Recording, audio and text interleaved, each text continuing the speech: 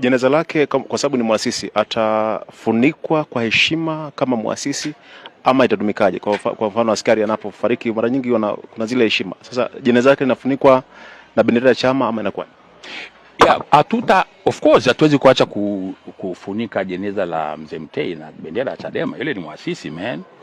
Kwa hiyo kuna nafasi ambako bendera ya Chadema itakuwa kwenye jeneza, lakini bendera haikai masaa yote 24.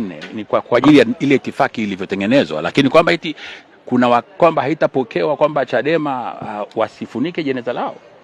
Actually hata safari ya leo kwenda kumchukua mzee Seliani tumeambia Chadema kwamba na viongozi nao waende kule, watafika hapa. Tunategemea viongozi wa Chadema ndio watakaoingiza mwili wa baba ndani. Sasa mnataka mpewe heshima gani zaidi ya hiyo? Kama bado mnaona kwamba hamjatendewa haki, mnataka mpewe heshima gani zaidi? Kwa hiyo msisikize mambo ya mitandaoni. Mambo ya mitandaoni mingi ni ya kujenga uchonganishi tu, na sisi hatutaki kugombana na mtu yeyote. Tunaheshimu familia, tunaheshimu chama chetu, tunaheshimu waombolezaji wengine wote. Kwenye misiba hakuna mwaliko, ni watu wanaojisikia kutokana na wanavyoguswa na msiba ndio wanavyokuja kwenye msiba.